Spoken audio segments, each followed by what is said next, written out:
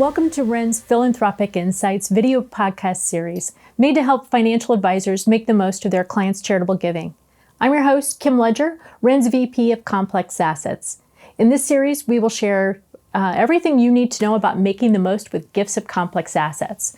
Throughout this series, we will be discussing the various areas of complex assets, such as real estate, business interests, passion assets, alternative investments, and qualified appraisals. And we're bringing in some of the top experts in these fields. In this episode, we're going to get into the topic of qualified appraisals with Scalar seasoned leaders Steve Lindsley, Director of Business Development, and Matt Fix, Director of Valuation. Gain insights from their expertise as they discuss the intricacies and the importance of qualified appraisals in the world of business development. Steve and Matt, thanks so much for being here. I am so glad you guys are here. This is a topic with anytime we do a business interest or an alternative investment, this is always a big topic that we have usually in the first conversation. So I'm so glad you guys are here because I don't answer a lot of those questions. Yeah, so, we're happy to be here. Yeah. So welcome. So I'm going to jump right into it. First of all, what is a qualified appraisal? Yeah, a qualified appraisal is really simple. It's a valuation performed by a qualified appraiser, and the appraiser should have relevant experience and education as well as regularly perform valuations and engage in those activities. Then I would say the actual qualified report should contain a written document that specifies how you arrive to the value of the gift or of the value of an asset, and it should follow the IRS guidelines, and each individual that performs the gift should have their own report. So, Well, I think that's a good point. So if you've got multiple donors from one business, each individual is going to need their own report. Correct. And it's a question that we get asked often. It's like, hey, me too. Yeah. we have three people making a gift. Can we just rely on one valuation? And we can definitely, leverage the valuation work. But it's important that we engage and then as well as provide each individual with their own custom report. Now, is that your rule or is that the IRS rule? That's the IRS. It is. Yeah, it's the IRS. So, we're not the bad guys there. So this is the question I get a lot from business owners. All right, so we're in the process of selling our business, or we've just sold our business. We made this charitable gift. Isn't that fair market value, the fair market value price of it? Why do I need a qualified appraisal? Yeah. I get that a lot. Yeah, so do we. The short answer is that the IRS requires the appraisal if you're pursuing that deduction via Form 8283. But the long answer, I would say, and the reason why the IRS requires these appraisals is because you're making this contribution of the property before the transaction is closed. So there is some risk that the transaction may not go through. And you want that risk, right? To get your charitable deduction, there has to be some risk. Exactly. Yeah. And then also, transactions are all structured in different ways. Some transactions are going to be in cash. Those cash transactions might have installment plans from the purchaser. There might be earnouts in the transaction. The transaction might be all stock from the purchaser or a combination of cash and stock. And so there's a lot of ways in which the headline figure on the transaction may not be the fair market value assigned to the transaction.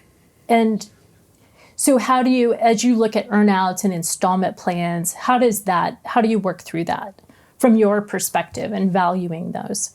Yeah, from my perspective and from Scalar's perspective, it's all just a matter of risk of those installment plans and of those earnouts. For an installment plan specifically, that's typically going to be a time value of money or a present value type calculation, and maybe a risk adjustment to that calculation. Okay. And then with earnouts, there's either an operating milestone or an operating metric that is typically factored in to that transaction document. Okay. And that's typically going to require a unique analysis, and that could be somewhat simple, like a scenario analysis, or it could be relatively more complicated, like a lattice model or a Monte Carlo simulation. So it's all just a matter of what's been put to paper and how we have to look at it. Okay.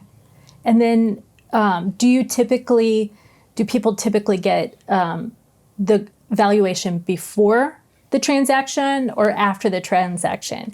Can you guys speak to how that works and maybe pros and cons of before and after? And I know I always suggest that people at least have conversations prior to. Yeah, no, it's a great question. And honestly, we see it both ways. We see it them perform the valuation before the gift is made. And typically that's for planning purposes. It's nice to know, what the value is going to be. And sometimes that determines how much you're going to give or how little you'll give.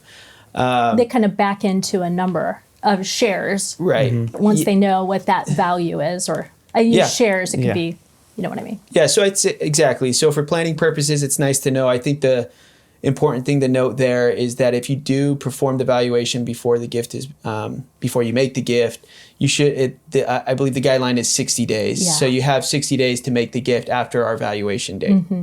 I've had to rush to get gifts completed for people to meet that 60 days. Because they're coming on, close to the 60-day window. And then after, it's very common as well. So you could make the gift in a calendar year, and we can go back and we would use the date of the gift as our valuation date to value the asset or the security.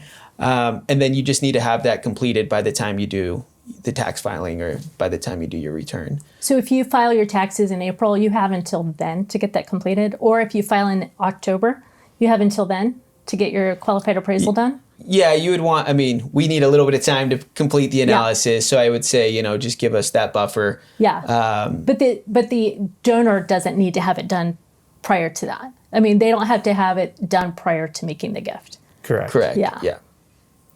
That's good. Yeah. Gives you a little bit of time. But you probably get really busy that first 2 weeks of October.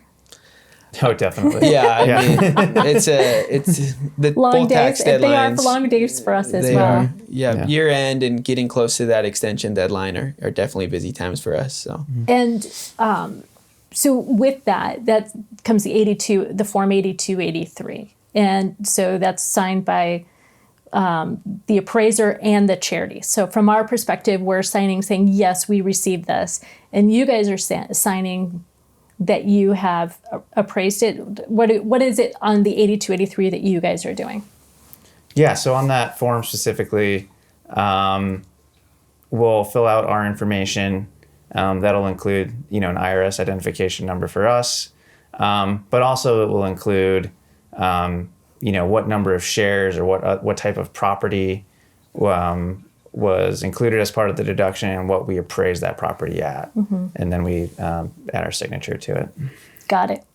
Now, I know that there was this one that we worked on that was one of our gifts that I know you guys performed the valuation on. And there were multiple entities. So while it was one donor, they were selling quite a few. I want to say they were probably selling 20 different entities, and I think they might have gifted portion of maybe 12 of them.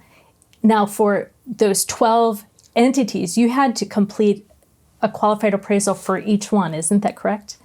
Yeah, that's true. Yeah, so it's not just a bottom line number. You had to look at each entity. Yeah. And I think people and I think that caught people a little off guard on that one. They were a little surprised. So what are some of the most popular questions you guys get when you're working on, when someone calls you, what are some of the most popular questions or some of the first questions people are asking you? Yeah, I think we get a lot of general questions, right? Often it's the first time someone's making a gift, so they just want to understand how long does it take, what does it cost, what does the valuation process look like? And then often what we get is, if there's a transaction that's taking place, it's like, hey, why do I need one, right? Why do I need a valuation? I kind of know what my business is worth because I have this LOI. Or I have a business valuation. Or I have a business valuation. And it's different, right? What you guys are looking at are a little different. Yeah, it's a different purpose, right? Yeah. So you may have valued your business for issuing stock options, or maybe it's maybe you have an investment in a venture fund and they provide a valuation on an annual basis for financial reporting. This is a different exercise, right? It's attached to an individual filing, and there's liability associated with that. And so you want to make sure that you go throughout the right steps, and we make sure to capture that and make sure that it's in compliance with Form 8283, non-cash charitable contributions. So Yeah. Well, so you talked about venture. Let's talk about alternatives, because I think that surprises people too. That there are a lot of popular real estate investment trusts. There are a lot of popular alternatives that are out there. Let's define them real quick: hedge funds, venture capital, real estate investment trusts, and what am I missing? Private equity. Yeah. Private equity. Yeah. Okay. So those are what I typically see from a gifting perspective. And so talk to me about what you do with alternative investments. What does that look like? Yeah, I mean, I think the main thing we have to think about with alternative investments is how liquid those investments may or may not be. For some alternative investments out there, there is, somewhat of a secondary market out there. So there are investors that are willing to buy, your shares of, your REIT or your hedge fund, if you're willing to sell them. But those buyers are typically, that are in those secondary markets, are typically buying those shares at a little bit of a discount. And so there is evidence that even though there is a higher amount of liquidity for those shares, that a discount may still be applicable in that situation. But even more generally, for any of those alternative investments, typically there is some sort of share redemption policy that's part of the investor documents and the fund offering agreements.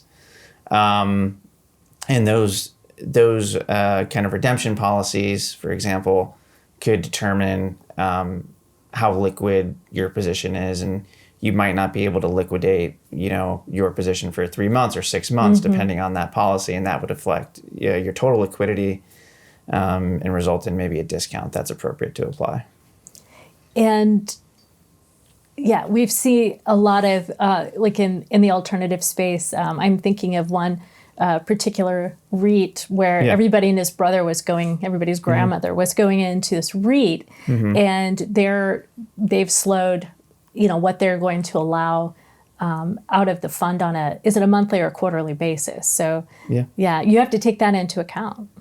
Yeah, exactly. I mean, in that specific situation, if that was a publicly traded fund in the stock market, you'd see the stock crash right away. Everybody would be, jumping out. Yeah. But in this case, there just wasn't enough liquidity. Yeah. And so, I think the discount begins to make sense when you kind of think about it in that other context.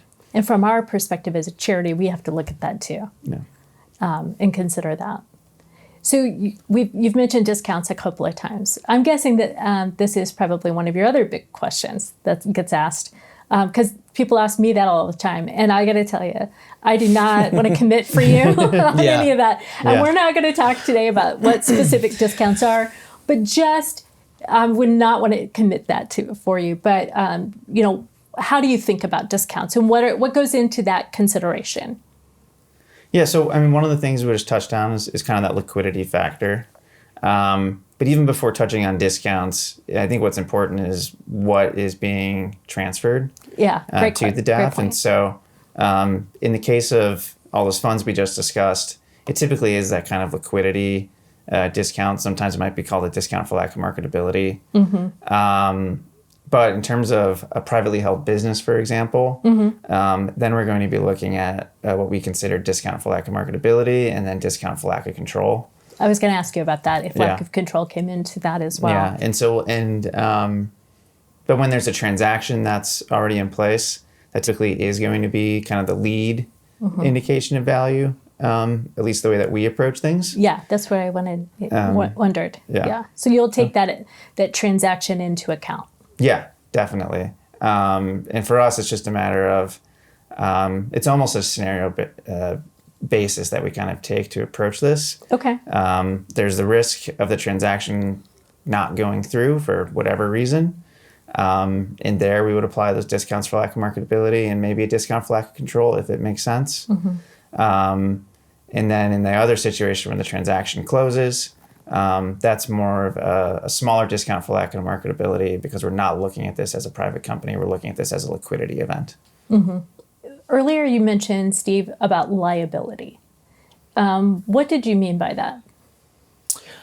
I think anytime you're providing a signature on a tax return, there's some liability, and there's audit liability, right? Right. And so that's something that, we think about, and I would say just, as I mentioned, if you have 3 people that are participating in the gift, there might be, we see it as there's likelihood that, not likelihood, but there's a chance that, not just one, but, one of the 3 could get audited. So that's what I mean by liability, is just from an audit standpoint. Okay. Does anybody ever get this wrong when they're doing the qualified appraisals? Yeah. Do they? Yeah.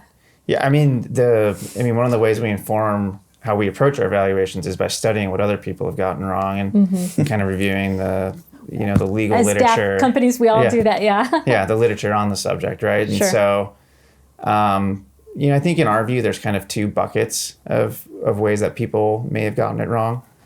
And the first bucket, I would say, is when the IRS maybe has an issue with the appraisal itself. And that can even be split into, is there an issue with the discount adjustment on that appraisal, or is there an issue with the appraisal itself and the data that went into it? And so sometimes with a very unique asset, take for example, like someone that collects postage stamps, so something that's necessarily business, they may have looked at like auction estimates, but that might not be the fair market value in the eyes of the IRS and what an appraiser would say. And so they might challenge it on that basis. The IRS might challenge your valuation for the discount for lack of marketability being too aggressive, or in the case of 82, 83, not aggressive enough, typically. But then there's the other bucket of taxpayers that I would say maybe flaunt the rules, that are not aware of the rules that the IRS has kind of set forth. And they maybe don't get an appraisal, or they don't fill out the form correctly, don't have the right signatures, maybe their appraiser isn't qualified enough. There's a host of issues that could come into play.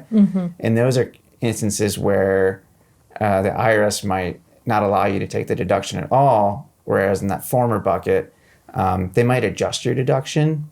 Got it. But at least you still get something. Yeah, there's some cases out there that reference that. Interesting. Yeah. Interesting.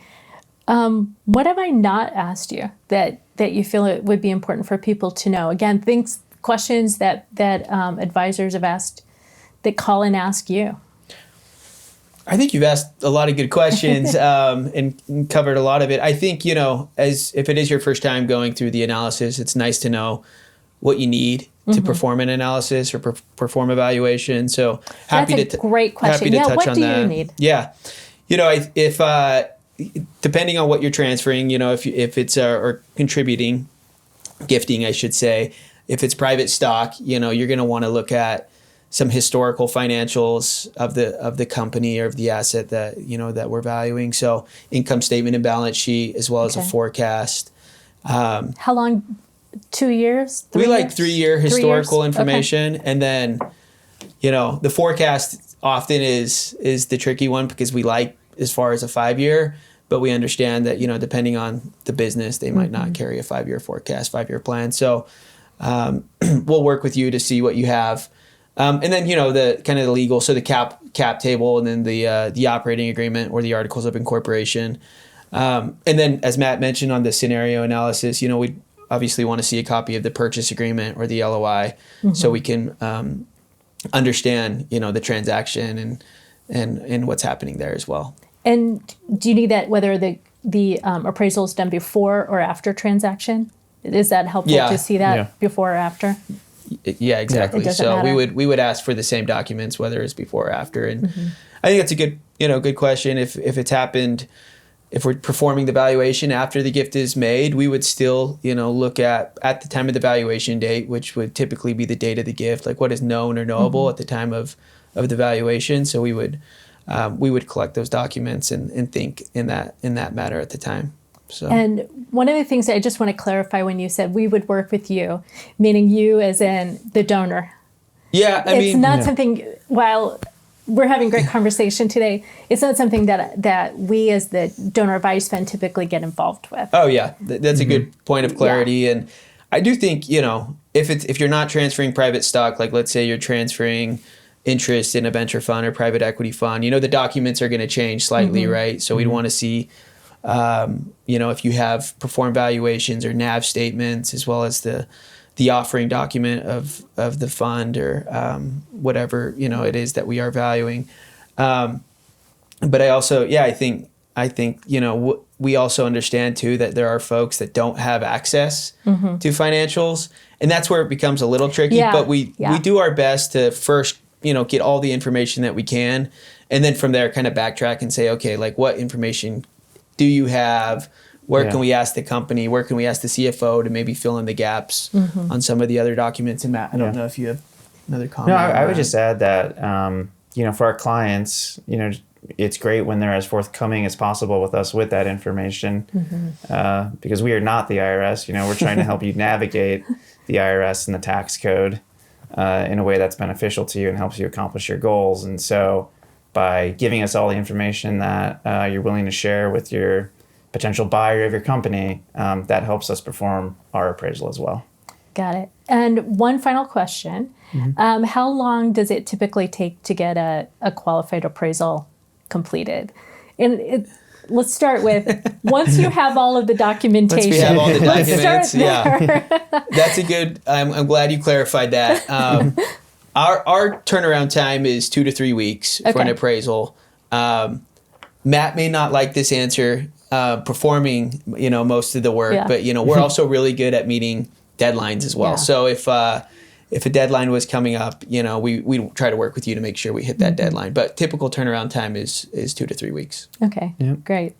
Well, thanks so much for being here today, you guys. I know you made a special trip to be in studio with us, and so really appreciate it. And thanks again. Yeah, thanks for having us. Thanks for having us. My pleasure. Thanks, everyone, for watching, or if you turned in via podcast, thanks for listening. If you want to learn more about Ren and how we might be able to help with your philanthropic program needs, visit reninc.com or email us at consulting@reninc.com. We'd also love to hear if you have questions or topics about planned giving you want us to talk about. And of course, don't miss the great information we have in our Advisors Philanthropic Insights newsletter. Sign up at reninc.com/advisorinsights. Find all the links mentioned in this show in the description. And you'll find expert tips daily on our social channels. Check it out. Until next time, I'm Kim Ledger. Give wisely.